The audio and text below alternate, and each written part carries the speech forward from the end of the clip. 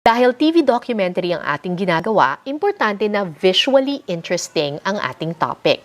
Aba, syempre lalabas ito sa telebisyon kaya kailangan hindi boring yung makukunan mong video. May mga istorya na maaaring magandang basahin, maganda sa dyaryo, maganda on print, ika nga, pero boring panoorin. Halimbawa, kung ang documentary mo ay something historical or something that happened in the past, make sure that you have enough videos to support your story. Hindi pwedeng puro lumang litrato lang kasi ang boring nun. Hindi rin pwedeng puro reenactment lang kasi sa totoo lang hindi ako masyadong fan ng mga reenactment.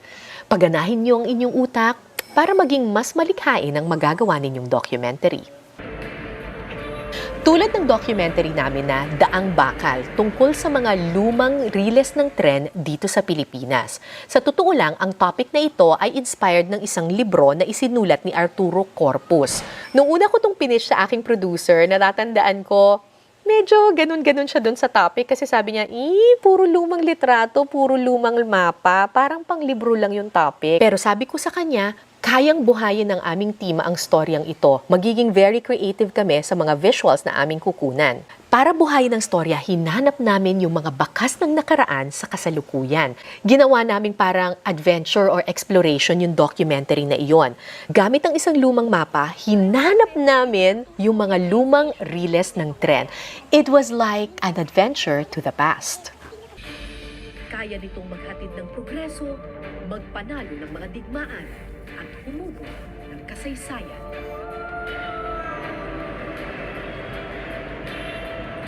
Tuwang-tuwa ako dun sa documentary na yon kasi parang adventure na naghahanap ka ng treasures from the past. Tapos bawat lumang riles ng tren o lumang estasyon ng tren na aming nahanap para itong silip sa nakaraan.